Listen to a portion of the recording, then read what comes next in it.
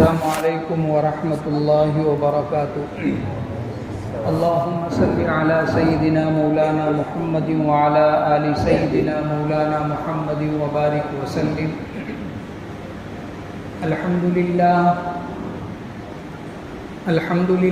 وکفی وسلام علی عبادہ الذین اصطفی، اما بعد فأعوذ باللہ من الشیطان الرجیم، بسم اللہ الرحمن الرحیم۔ اقرأ باسم ربک الذی خلق، خلق الانسان من علق، صدق اللہ العظیم۔ عزیزان گرامی، اللہ تبارک و تعالی نے اتنی بڑی کائنات بنانے کے بعد انسانوں کے حوالے کر دیا اور اس کی ضروریات کو سمجھنے کے لیے علم کا ایک طویل سلسلہ جاری کر دیا۔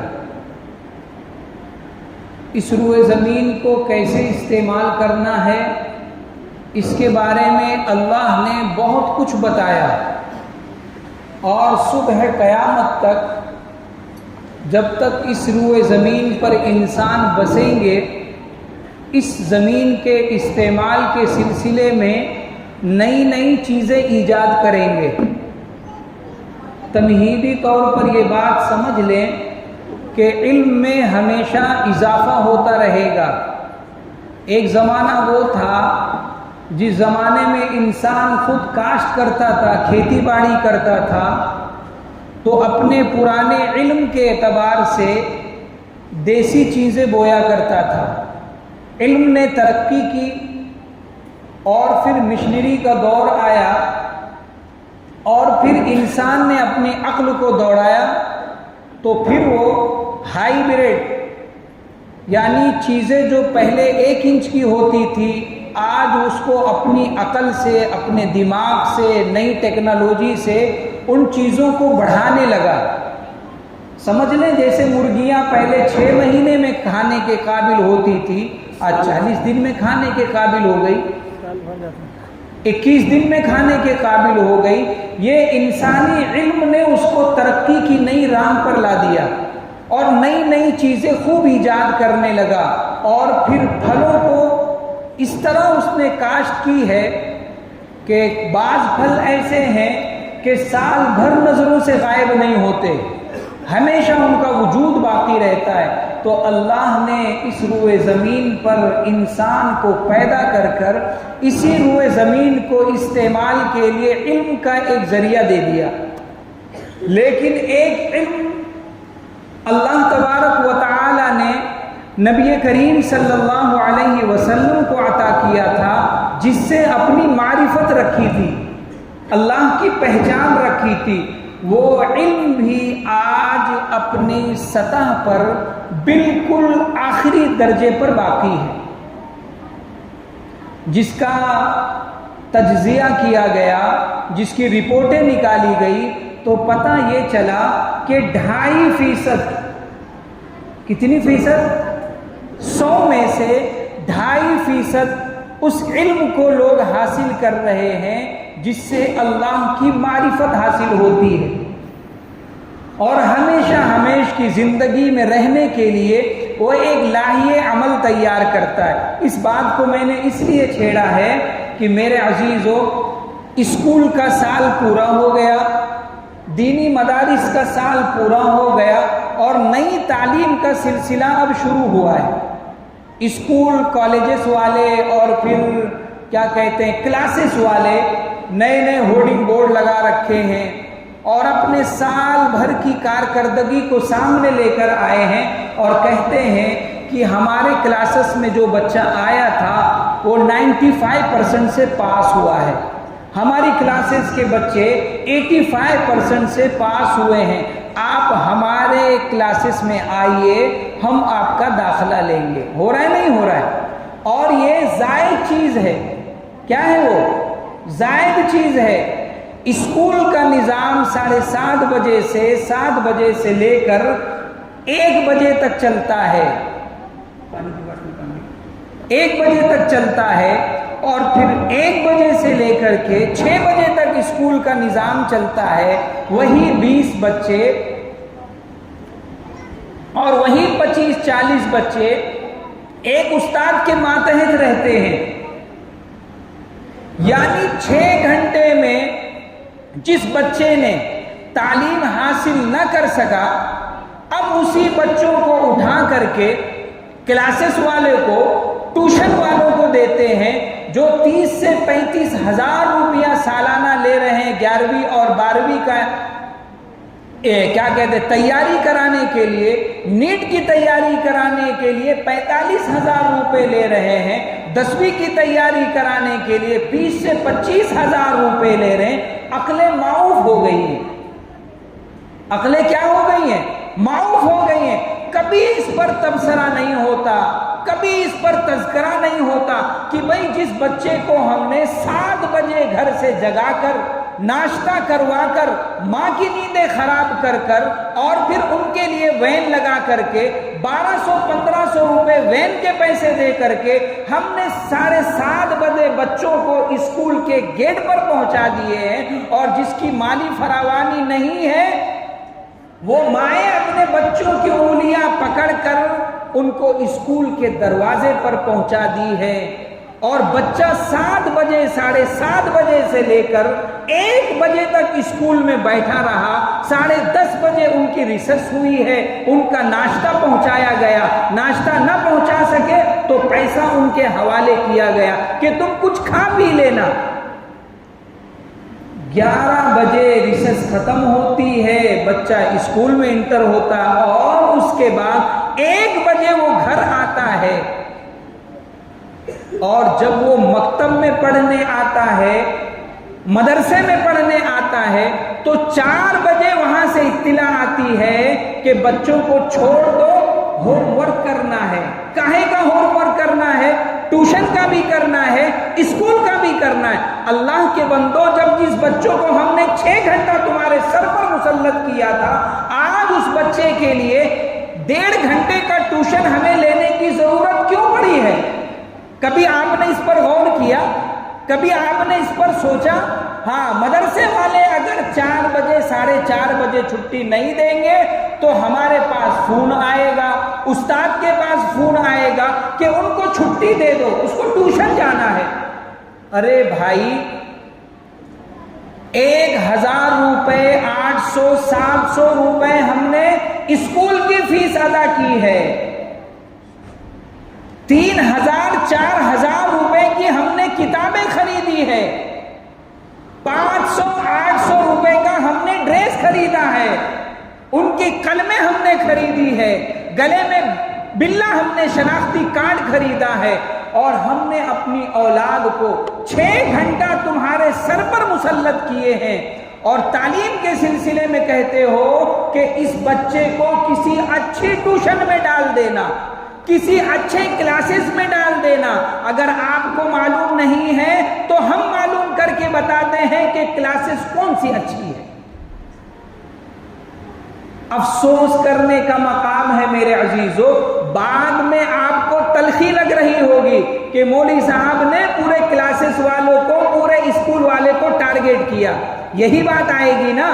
میرے عزیزو، ہم نے ٹارگیٹ نہیں کیا ہے، یہ آج کی انسانیت کا رونا ہے، جو اپنی مالی پریشانی کو سامنے رکھ کر کے جب ان کے اعلیٰ تعلیم کے سلسلے میں جب فکر مند ہوتے ہیں نا، تو ہم سے پوچھتے مولانا ڈونیشن کہاں ملتا ہے، کون سی تنظیمیں ہمارے بچوں کی اعلیٰ تعلیم کے لیے ڈونیشن دیں گے؟ ہم اسی مدرسے میں بچوں کو رکھ کر کے کھانا بھی دے دیں، رہائش بھی دے دے، سارا انتظام کر دے، فیس اگر ہم کہیں کہ 500 روپے دے دو تاکہ ہمارے معاملے میں آپ بھی معاون ہو جاؤ، اور پھر ہم اسے وہ تعلیم دیں گے جس سے اللہ کی معرفت ہوگی، اللہ کی پہچان ہوگی، ساری زندگی حلال اور حرام کی تمیز کر کے زندگی گزارے گا، ساری زندگی ماں باپ کی قدر دانی کرے گا، ساری زندگی اپنے اعزاء اقرباء کی عزت کرنے کا سلیقہ بتائے گا، ساری زندگی پڑوسیوں کے حقوق کو بتائے گا تب کہیں گے مولانا 500 روپے فیس تو بہت ہے. کیا کہیں گے؟ 500 روپے فیس بہت ہے.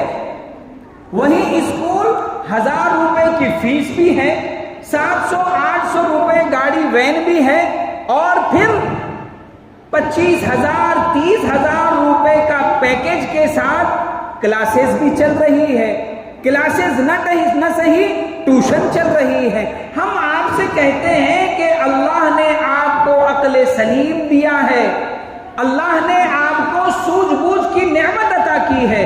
آپ ٹیچروں سے, اسکول والوں کے ذمہ داروں سے آپ پوچھ سکتے ہو کہ ہم اپنی اولاد کو 6 گھنٹہ تمہارے حوالے کیے, تم نے ان کو تعلیم نہ دے سکے, اور وہ 1.5 گھنٹہ اسکول اور کالجز سے نکل کر کے کلاسز میں بیٹھ کر کے کیا حاصل کر لے گا؟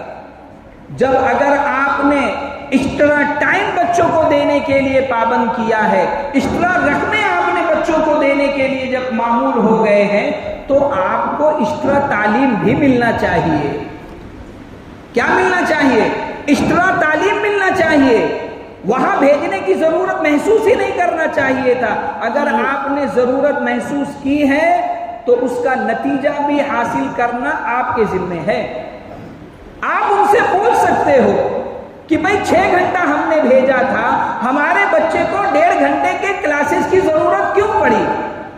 اس پر نہیں تبصرہ کریں گے, اس پر تبصرہ نہیں کریں گے, نہ تذکرہ کریں گے. ہاں, جب پرسنٹیج کم آئے گا, جب پرسنٹیج کم آئے گا تو ڈونیشن کرنے والی تنظیموں کو تلاش کیا جائے گا. اگر یہی چیز آپ شروع سے ٹارگیٹ کر لیے ہوتے کہ میں اپنے بچوں کے سلسلے میں ہر مہینے اسکول کے ٹیچر سے ملوں گا اور جا کر کے پوچھوں گا کہ میرا بیٹا پڑھنے میں کیسا ہے, تو نتیجہ کچھ نہ کچھ حاصل ہو جاتا. لیکن ہم نے پوچھا نہیں, ہم نے صرف تذکرے آپس میں بیٹھ کے کیے, تو نتیجہ 0 ہے. نتیجہ کیا ہے؟ 0 ہے. ابھی میں بیمار ہوں, گھر پہ بیٹھا ہوں, کئی لوگ ہیں جو فون کر رہے ہیں کہ مولانا میرے بیٹے کا پرسنٹیج 75 آیا ہے, میرے بیٹے کا پرسنٹیج 78 آیا ہے, کیا کروں؟ کوئی تنظیم بتا دو, کوئی اسکول بتا دو. میں کہتا ہوں بھائی اس سلسلے میں ہم لابلد ہیں. ہم اس سلسلے میں کیا ہیں؟ لابلد ہیں. ہم جو 2.5% کا تجزیہ آپ کے سامنے رکھا کہ 100% میں 2.5% وہ دینی تعلیم حاصل کرنے والے طلبہ ہیں جو نبی کریم صلی اللہ علیہ وسلم نے اپنا ایک نظام لے کر آئے تھے, اپنی ایک شریعت لے کر کے آئے تھے. اس شریعت کو حاصل کرنے والے, بتانے والے 2.5% ہیں. کتنے فیصد؟ 2.5% ہیں. اور 75% پلس 5 جو ہیں وہ 97% وہ کون لوگ ہیں؟ دنیا حاصل کرنے والے. کیا حاصل کرنے والے؟ دنیا حاصل کرنے والے لوگ ہیں. اور آج MBBS کی ڈگری 1 کروڑ میں نہیں مل پا رہی ہے.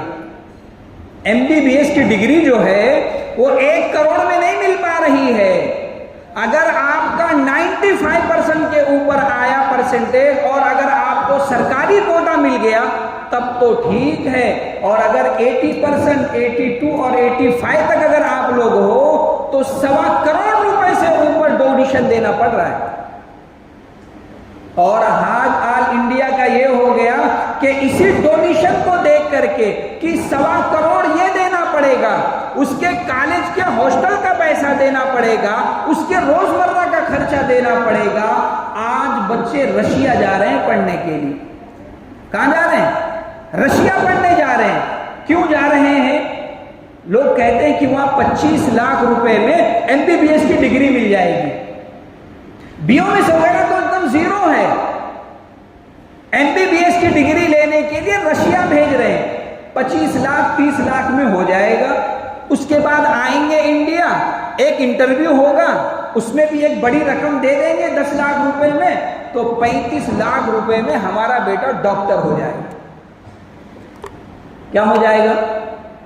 ڈاکٹر ہو جائے گا.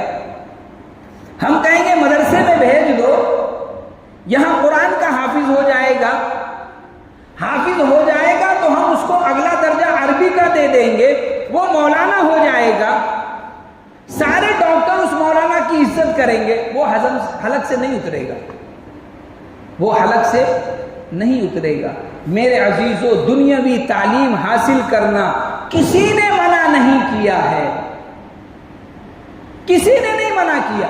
آپ دنیاوی تعلیم حاصل کرو، خوب ترقی کرو، ہر گریڈ میں آپ کا بندہ ہونا چاہیے، ہر ڈپارٹ میں آپ کی نسلیں ہونی چاہیے، لیکن اگر وہ بڑا ڈاکٹر بننے کے بعد اللہ کو نہیں جانتا ہے، وہ بڑا ڈاکٹر بننے کے بعد محمد الرسول اللہ صلی اللہ علیہ وسلم کو نہیں پہچانتا ہے، بڑا ڈاکٹر ہونے کے بعد شریعت کی چیزوں پر اعتراض کرتا ہے، میرے عزیزو، اس کو ہم نے دنیاوی تعلیم تو دی ہے، لیکن محمد الرسول اللہ صلی اللہ علیہ وسلم کے غلامی کا گھونٹ ہم نے نہیں پلایا۔ اگر وہ غلامی کا گھونٹ پیا ہوتا، مکتب کے زمانے میں مدرسے میں گیا ہوتا، دینی تعلیم حاصل کیا ہوتا، آج بھی آپ کو ہزاروں ڈاکٹر آپ کو ملیں گے جو نشتر لگانے سے پہلے بسم اللہ الرحمن الرحیم پڑھتے ہیں۔ میرے پیر کا آپریشن تھا، میں نے ایک ڈاکٹر سے ملا، میں نے کہا ڈاکٹر صاحب آپ کا کیا اصول ہے؟ مسلمان تھا، اس نے کہا مولانا جب بھی میں بے ہوشی کی کسی کو سوئی لگاتا ہوں، آج تک میں نے بغیر دعا کیے اللہ سے مدد مانگے میں نے کام کیا ہی نہیں۔ جبکہ سیفی ہاسپٹل میں بھی جاتا ہے ڈاکٹر، سابو صدیق میں بھی جاتا، نور ہاسپٹل میں، جسلوک میں بھی جاتا، اتنا بڑا ڈاکٹر کیا کہہ رہا ہے؟ میں اللہ سے مدد مانگتا ہوں، بسم اللہ کہہ کے میں شروع کرتا ہوں۔ ڈاکٹر رفیق صدیقی ملے، وہ مذاق کرتے تھے، کیا مولانا آپ لوگ اتنے میں گھبرا گئے یار؟ میں نے کہا ڈاکٹر صاحب درد تو بہت زیادہ ہے۔ درد کیا ہے؟ بہت زیادہ۔ انہوں نے مجھ کو تسلی دی، اور پھر ان کا باشرہ ہونا، ٹخنے کے اوپر پیجامہ کا پہننا، زبان پر اللہ کا نام کا ہونا، اس بات پر خوشی محسوس ہوتی ہے کہ یہ وہ لوگ ہیں جن کے ماں باپ نے ان کو بچپن میں ان کے گھٹیوں میں نبی کا، اللہ کا، صحابہ کا درد پیدا کیا۔ اور اگر یوں ہی تعلیم حاصل کر لینا ہے کہ بلا ضرورت رپورٹیں لے کر کے آ جاؤ، سمجھ میں نہیں آ رہا ہے، جہاں ہم بھیج رہے ہیں وہیں کی ہم کو چلے گی، 3 دن پرانی ہو گئی ہے، نہیں۔ ابھی ہمارے قاری صاحب ہیں، قاری عبد القادر صاحب، بیچارے 26-27 سال ہو گئے یہاں پہ پڑھاتے ہوئے، بہت پریشان تھے۔ تو میں نے ایک ڈاکٹر صاحب سے فون کیا، میں نے کہا بھائی ڈاکٹر صاحب ان کی کچھ رپورٹیں نکلوا دو، بیچارے نکلوا دیے۔ پھر انہوں نے آگے ریفر کر دیا، 3 دن کی رپورٹ لے کر کے آگے گئے، بولے 3 دن پرانی ہو گئی، نہیں نکالنا، صرف 3 دن پرانی نہیں نکالنا۔ دیکھو میرے عزیزو، اللہ کا ڈر جس کے اندر ہوگا، انسانیت کا درد جس کے اندر ہوگا، وہ یہ سب کام کرنے سے کیا ہوگا؟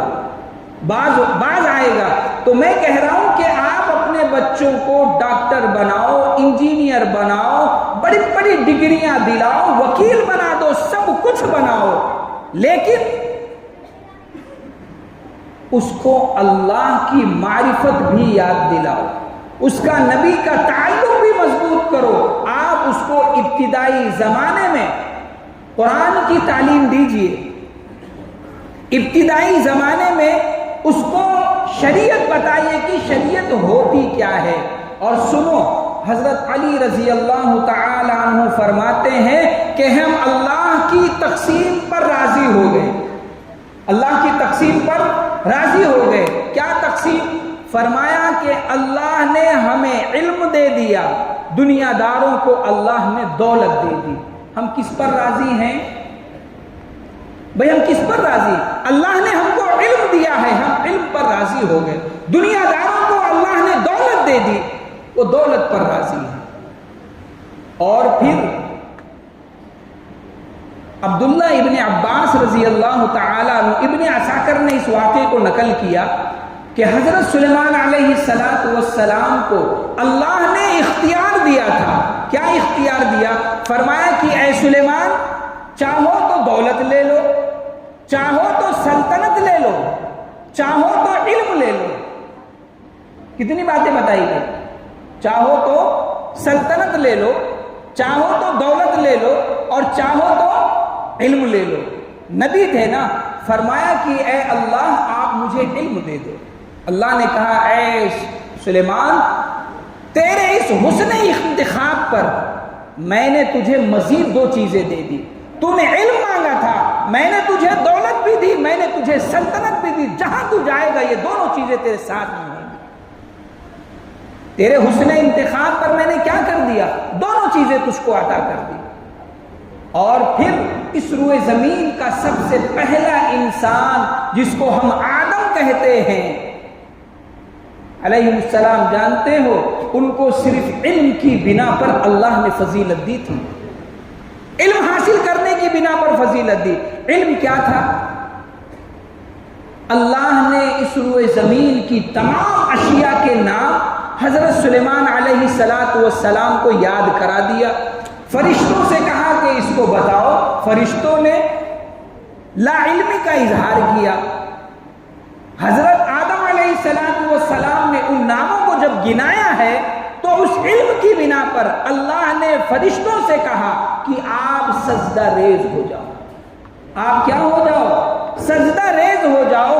یہ وہی شخص ہے جس کے بارے میں جب میں نے تم سے کہا تھا کہ دنیا میں ایک شخص کو بھیجوں گا, آپ نے کہا تھا کہ یہ تو قتل و غارت گری کریں گے, ہم تو آپ کی تسبیح بیان کرنے کے لیے کافی ہیں. دیکھو اس کا علم کتنا اونچا ہے.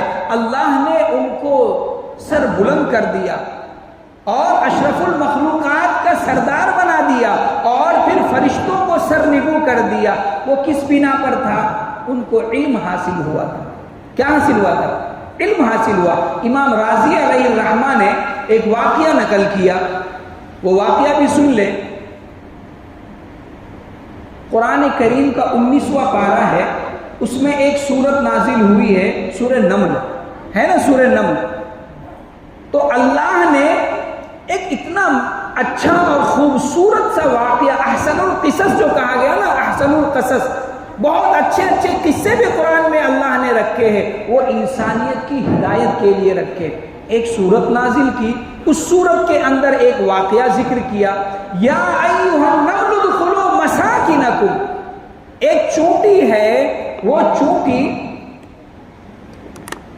اپنے قبیلے والوں کو, اپنے خاندان والوں کو کیا کہتے, یا ایھا النمل ادخلوا مساکنکم لا یحطمنکم سلیمان وجنودہ وہم لا یشعرون.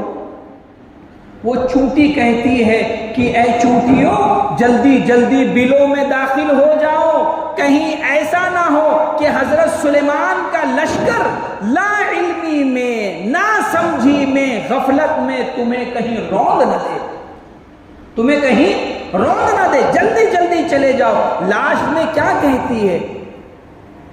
کہیں ایسا نہ ہو کہ غفلت میں تم ان فوجوں کے قدموں کے نیچے آ جاؤ, وہ تمہیں غفلت میں کہیں نہ رون دے.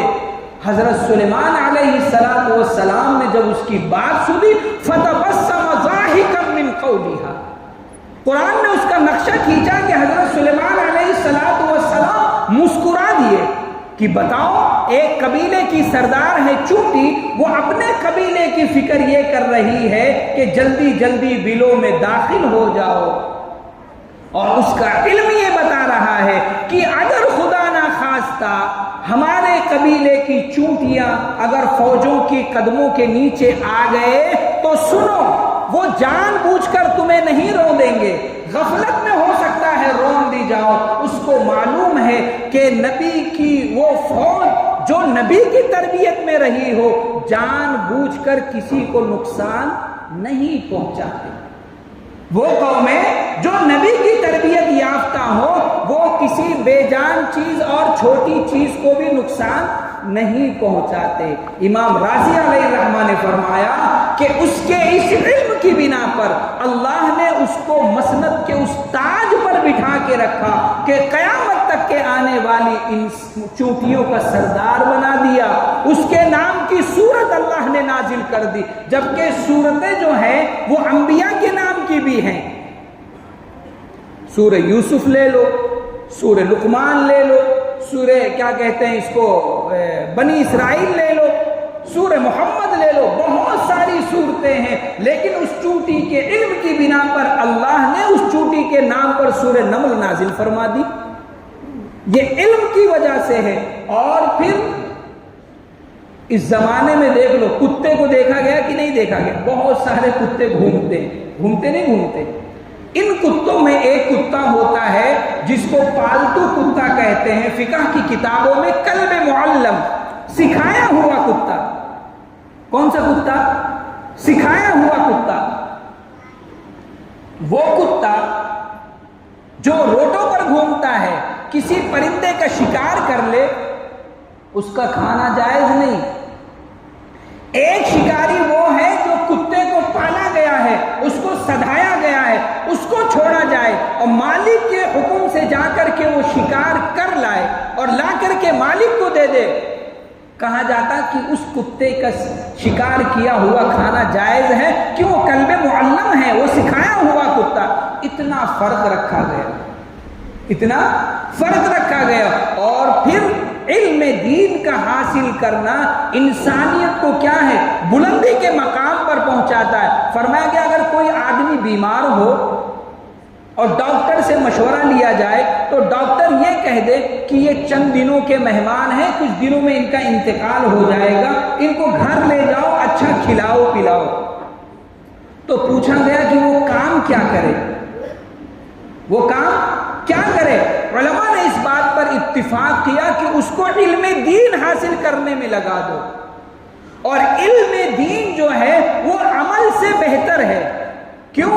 عمل جو ہے وہ صفت عبد ہے، عبادت کرنا یہ بندے کی صفت ہے، اور علم حاصل کرنا اور علم کے حاصل کرنے میں لگنا یہ اللہ کی صفت ہے۔ اور اللہ کے نبی نے فرمایا کہ جو علم دین حاصل کرتے ہوئے انتقال کر جائے گا، کل قیامت کے دن وہ انبیاء کے زمرے میں ہوگا، درجے کا ایک فرق ہوگا، صرف ایک درجے کا فرق ہوگا۔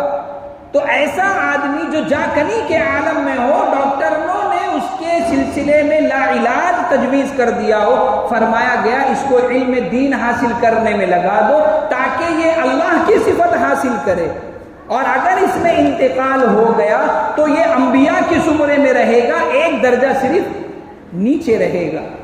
اور پھر یوسف علیہ السلام کے بارے میں آتا، بڑے حسین و جمیل، بڑے خوبصورت، جو دیکھتا وہ دیکھتا ہی رہ جاتا، اور ان کے حسن کو دھنتا رہتا تھا کہ یار یہ انسان ہے یا فرشتہ، اتنے خوبصورت تھے۔ لیکن جب خوبصورتی عروج پر آئی تو بھائیوں نے قتل کا پلان کر لیا، اور اسی حسن نے ان کو جیل میں سلاخوں کے پیچھے ڈال دیا۔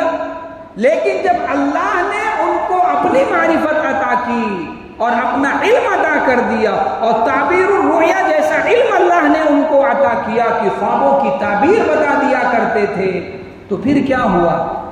رہائی کے دہائی دینے لگے کہ بھائی ان کو تو رہا کرو، وہ تو اتنا عظیم انسان ہے کہ بادشاہ کے خواب کی تعبیر ایسی ہو بہو بتا دی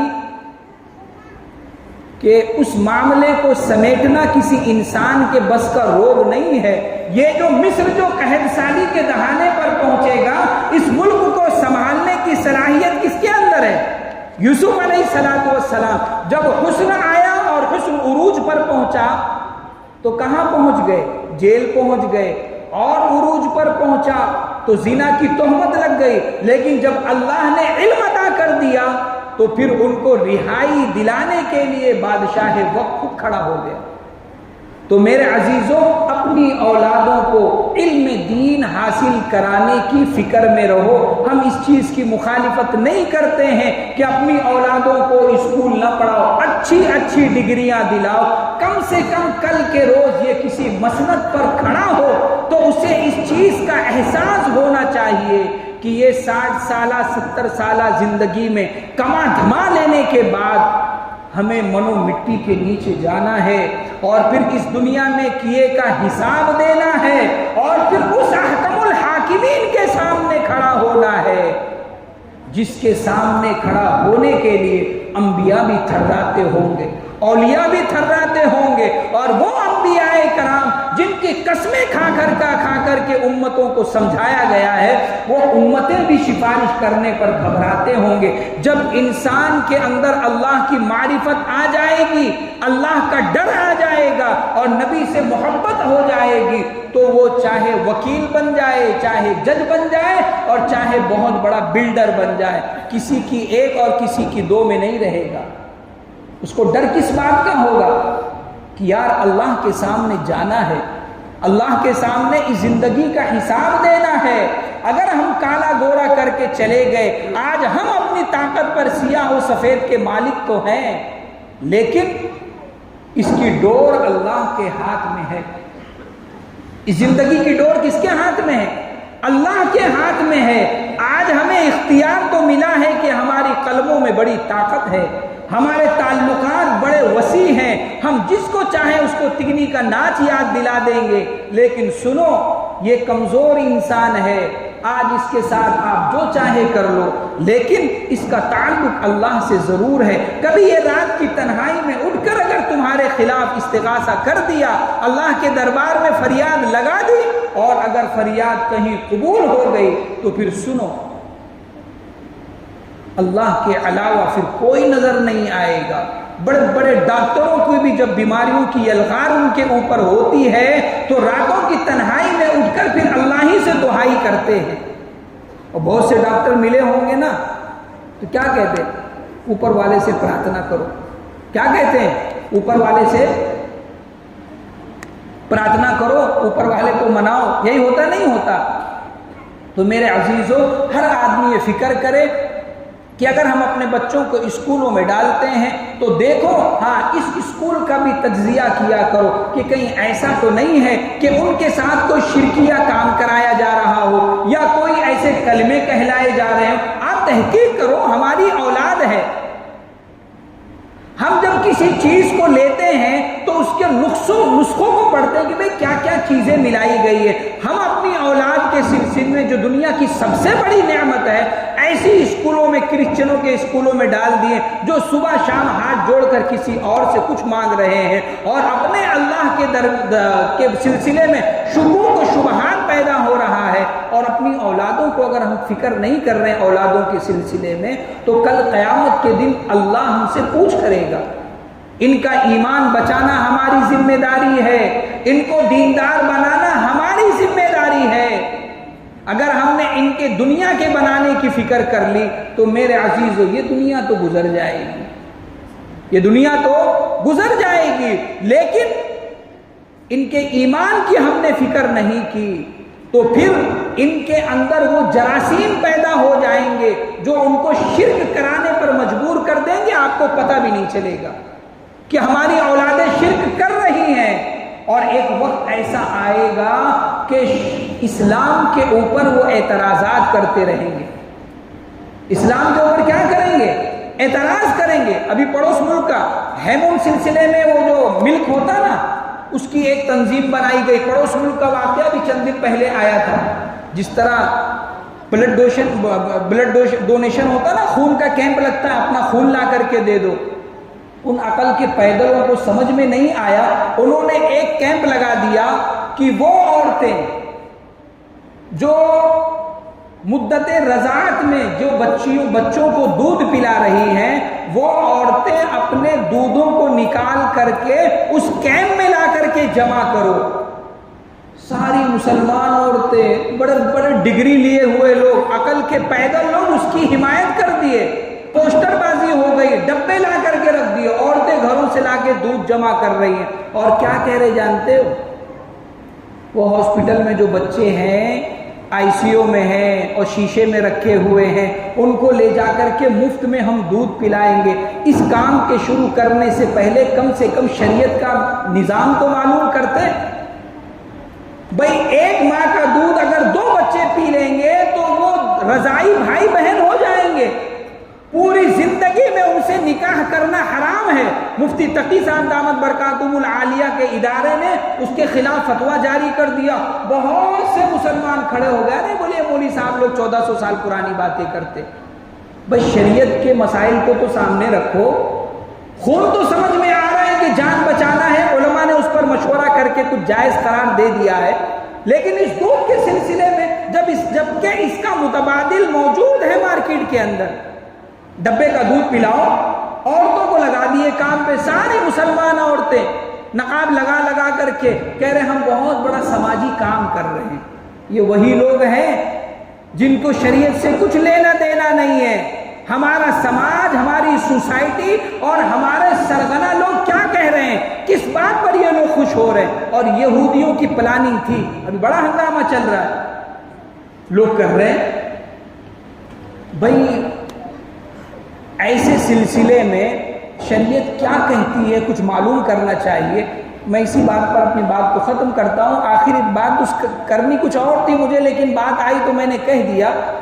بس یہ کہ آپ اس چیز کو سنجیدگی سے لیں کہ بھئی ہم اسکول پہ پڑھائیں، اپنے بچوں کو دینی تعلیم سے بھی آراستہ کریں، اللہ کی معرفت حاصل ہو جائے، کم سے کم قرآن صحیح ہو جائے، 5 وقتہ نمازیں پڑھیں تو قرآن تو درست ہو جائے۔ بقیہ باتیں انشاءاللہ آئندہ جمعہ کو کی جائے گی۔ وآخر دعوانا الحمدللہ رب العالمین۔